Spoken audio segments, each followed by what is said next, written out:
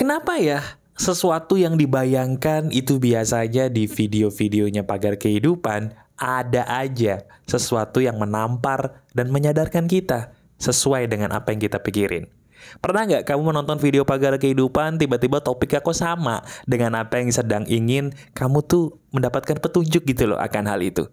Bisa jadi itu ada di video ini. Yuk kita bahas kisah Quora di hari ini.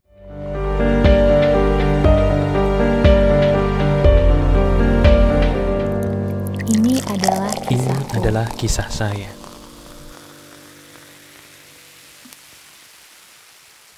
Halo teman-teman, apa kabar? Ada saya kembali, Aryan Surya, sahabat baik kamu dari Pagar Kehidupan.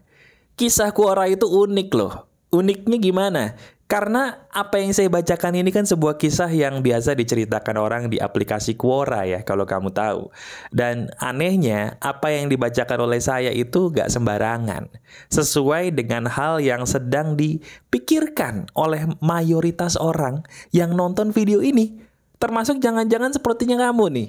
Coba deh, kita langsung bahas aja yuk apa yang ada di topik Quora di hari ini. Hari ini topiknya seru banget, tapi jawabannya maaf, sangat nampar namun menyadarkan. Yuk kita bahas ya. Jadi kisah Quora di hari ini teman-teman, itu dikisahkan oleh seseorang yang punya permasalahan. Intinya gini loh. Dia ini seorang laki-laki. Usianya masih 20-an lah, masih muda. Di usia yang masih 20-an ini, biasanya kita tuh punya tanggung jawab yang besar. Bener gak sih? Bahkan kayaknya bukan cuma laki-laki deh. Perempuan pun, iya, sama seperti kamu nih, sahabat saya yang perempuan. Di usia 20-an, bahkan 30-an, bahkan usia kepala 4 pun, rasanya tanggung jawabnya tuh makin gede gitu ya. Makin besar dan makin membuat kita jadi ngerasa puyeng. Bener gak sih? Nah, sama seperti apa yang dicurhatkan orang ini di Quora. Intinya, dia ini adalah orang yang selalu merasa hidupnya penuh dengan banyak ketakutan-ketakutan yang akhirnya membuat dirinya jadi tersiksa sendiri. Nah, itu dia intinya. Pernah atau tidak, kamu belakangan ini merasakan banyak sekali ketakutan-ketakutan dalam hidup kamu yang kamu tahu itu salah, diri kamu bahkan tahu itu nggak boleh. Tapi entah kenapa, itu selalu menghantui diri kamu, menggerayangi diri kita, sampai akhirnya kita nggak nyaman nih dengan hidup kita sendiri. Pernah atau tidak, kamu tuliskan di komentar. Saya pernah banget mas, atau alhamdulillah saya belum pernah mas. Tuliskan di komentar, nanti saya berikan hati. Kalau jawaban kamu belum pernah, sebentar. Bukan berarti video ini bukan untuk kamu. Karena masalah itu biasanya datang, nggak selamanya bisa ditebak. Bisa jadi, ini bisa menjadi senjata buat kamu kalau nanti diri kamu mengalami. Nah, bagi yang pernah nih, ini dia nih. Inilah sebuah petunjuk dari Tuhan buat kamu. Gini jawabannya. Ketakutan yang terjadi dalam hidup kamu. Tahu nggak? Itu sebabnya sebenarnya cuma satu loh. Apa itu mas? Dengerin ya. Maaf banget kalau ini benar. Simpel kok jawabannya. Sederhana. Yaitu tebak-tebakan. Loh, maksudnya apa mas? Nih, sekarang kita pikir pakai logika sederhana ya. Benar nggak perkataan saya? Diri kita jadi banyak ketakutan dalam hidup. Karena kita nih secara nggak sadar atau secara sadar bahkan suka banget main tebak-tebakan. Tahu kan tebak-tebakan? Tebak-tebakan tuh kayak kita menebak sesuatu seolah-olah itu bakal terjadi padahal belum tentu. Nah, hidup kita tuh kayak gitu. Sadar nggak? Ketakutan-ketakutan yang terjadi dalam hidup kita itu dasarnya karena kita suka nebak-nebak. Jangan-jangan gini, jangan-jangan gitu. Nebak-nebak, tebak-tebakan, betul? Coba renungin. Sampai sini dulu kita renungkan hidup kita. Betul apa enggak? Oh iya benar mas. Nah kan? Betul kan? Tebak-tebakan yang satu ini itu sebenarnya sangat merugikan banget. Kenapa? Karena nggak ada hadiahnya. Kalau kita nebak-nebakan kuis, kalau benar bisa dapat hadiah. Lah ini hadiahnya apa? Hadiahnya cuma rasa takut, rasa cemas. Nah dari sini berarti kita sepakat. Tebak-tebakan yang satu ini mas itu jadi masalah ternyata. Biang kerok ke dia. Betul. Kalau gitu mas, gimana caranya saya nih supaya secara alami tidak tebak-tebakan mulu? Saya capek mas. Saya capek hidup saya tuh penuh dengan ketakutan-ketakutan yang diakibatkan karena tebak-tebakan mulu gitu loh. Tapi saya juga nggak bisa mencegah nih. Otak saya selalu nebak-nebak. Karena nebak-nebak otak kita nih biasanya terjadi di luar kendali. Bener nggak sih? Nah pertanyaannya, kenapa ini bisa terjadi dalam hidup kamu? Kenapa diri kita bisa suka nebak-nebakan nih walaupun gak ada hadiahnya? Jawabannya sepele. Maaf nih, kalau saya harus menyentuh masa lalu kamu yang bisa jadi pedih. Penyebab diri kamu suka main tebak-tebakan yang membuat diri kamu sebagai sahabat saya penuh dengan ketakutan dalam hidup. Itu dasarnya karena di masa lalu dalam hidup kamu, maaf, kamu lebih banyak salahnya di mata orang daripada benarnya. Betul atau tidak? Nah itu dia biang keroknya teman-teman. Diri kita itu menjadi seperti ini, saya ulangi, adalah bentuk dari apa yang kita alami di masa lalu kok. Saya ulangi lagi ya, ini penting terutama buat kamu yang baru mengenal saya. Saya selalu bilang berulang kali di Pagar Kehidupan bahwa kita yang sekarang nih, seaneh apapun, sehebat apapun, adalah bentukan dari apa yang kita alami sendiri di masa-masa lalu. Bener nggak? Iya kan? Sama seperti kamu, sama seperti kita. Kalau kita suka nebak-nebak sesuatu hal yang nggak bener, belum tentu bener, tapi kita tuh kayaknya nebak-nebak gitu ya, sampai kita penuh dengan ketakutan. Itu karena di masa lalu, betul kan? Kita sering banget dapetin kayaknya orang tuh lebih banyak menilai kita tuh salah terus gitu loh daripada benernya. Dan maaf lagi kalau bener, sepertinya itu banyak dilakukan oleh keluarga kita deh. Oleh keluarga kamu, oleh orang-orang terdekat kamu, bener nggak? Iya kan? Diri kamu udah berusaha menjadi A, tapi kok salah gitu loh. Diri kamu punya pendapat B, tapi kok salah. Jadinya diri kamu tuh kayak punya mindset atau pola pikir, saya selalu salah. Betul gak? Nah ketika pola pikir kita berkata saya selalu salah, otomatis itu akan berkembang terus di waktu kamu dewasa, sampai sekarang menjadi sebuah ketakutan yang akhirnya jangan-jangan saya begini nih, jangan-jangan nanti begitu nih, jangan-jangan nanti begini, aduh takut, akhirnya penuh dengan ketakutan. Itu kamu bukan? Coba renungin. Apakah itu benar adalah kamu? Kalau benar, tenang aja, gak usahlah kita bersedih, ada saya sebagai sahabat kamu di samping kamu saat ini. Walaupun kita sahabat virtual, kita belum pernah ketemu, tapi tenang aja. Selama kamu bisa mendengarkan suara saya, menonton video saya, anggap saja saya sebagai sahabatmu yang ada di sampingmu saat ini. Gini, saya punya solusinya buat kamu, semoga ini berguna ya. Dengerin baik-baik. Percaya atau tidak, saya juga sama seperti kamu kok. Dulu sekitar 15 tahun lalu, saya berada di posisi kamu sekarang nih.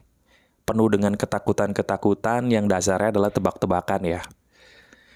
Nah terus gimana cara saya mengobatinya? Tahu nggak saya sadar gimana?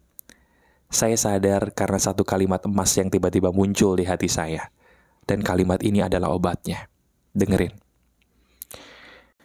Apabila kita menebak sesuatu hal terlalu jauh, itu berarti kita menuhankan diri kita sendiri.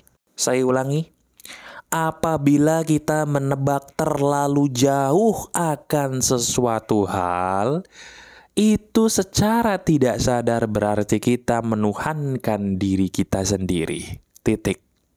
Sekarang saya tanya sama kamu, siapa Tuhan kamu? Loh, saya nanya nih, siapa Tuhan kamu? Apakah Tuhan kamu adalah dirimu sendiri? Apakah Tuhan kita adalah diri kita sendiri? Kamu setuju nggak? Kita pikir pakai logika sederhana. Logika sederhana aja. Ketika kita memikirkan sesuatu terlalu jauh akan sesuatu hal, berarti kita yakin dong itu bakal terjadi. Berarti kita kalau terlalu yakin akan sesuatu hal, berarti kita merasa diri kita adalah pencipta semuanya. Berarti kita Tuhan dong. Sadar nggak? Sadar nggak kenapa kita jadi orang sengsara terus? Penuh dengan ketakutan. Karena kita lupa mengembalikan Tuhan kita ke Tuhan yang benar. Itu intinya. Ketika kita jadi takut dalam hidup penuh dengan ketakutan karena tebak-tebakan tadi, itu sebabnya karena kita menuhankan diri kita sendiri. Terus solusinya gimana, Mas? Kembalikan dong diri kita ke Tuhan yang benar. Halo?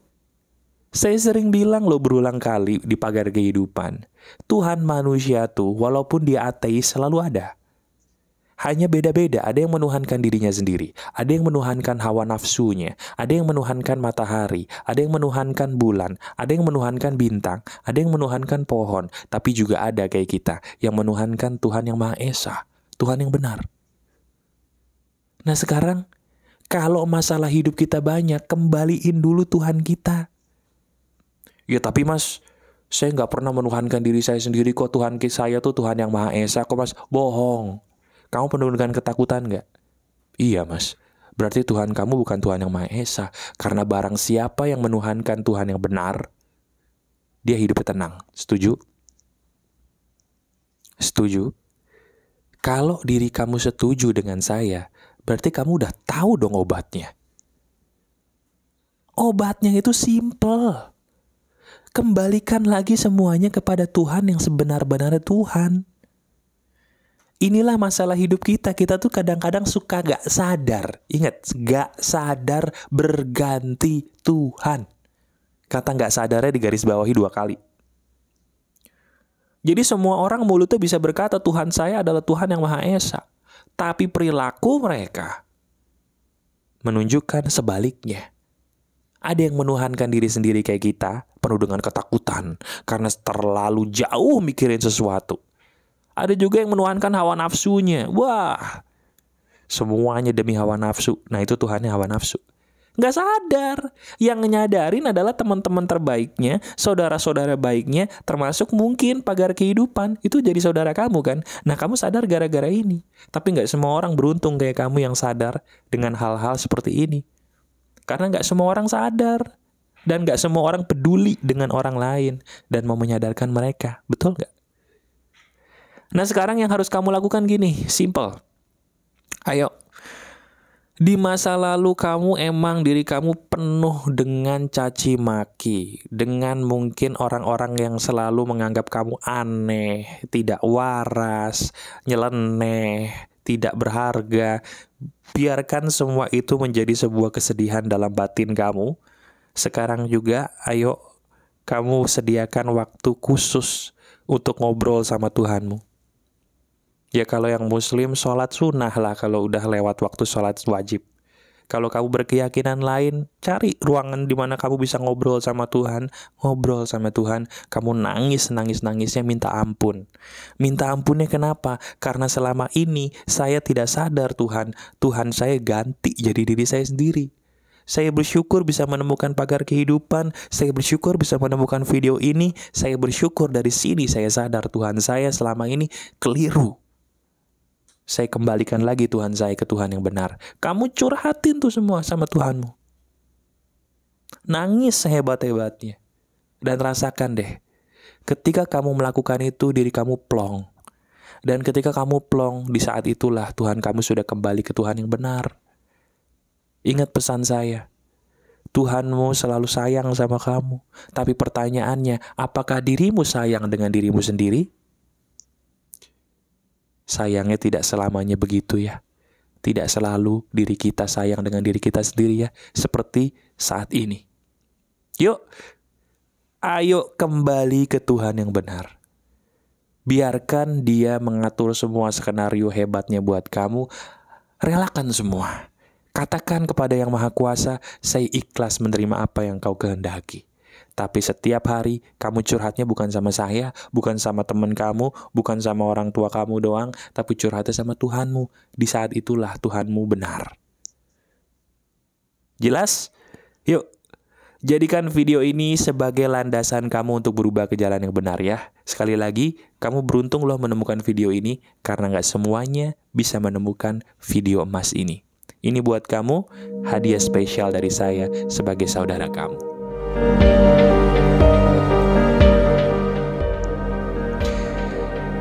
Masih ada saya, Aryan Surya, sahabat baik kamu selalu dari Pagar Kehidupan. Tetap keep the spirit, keep sharing, and keep loving. Bye-bye.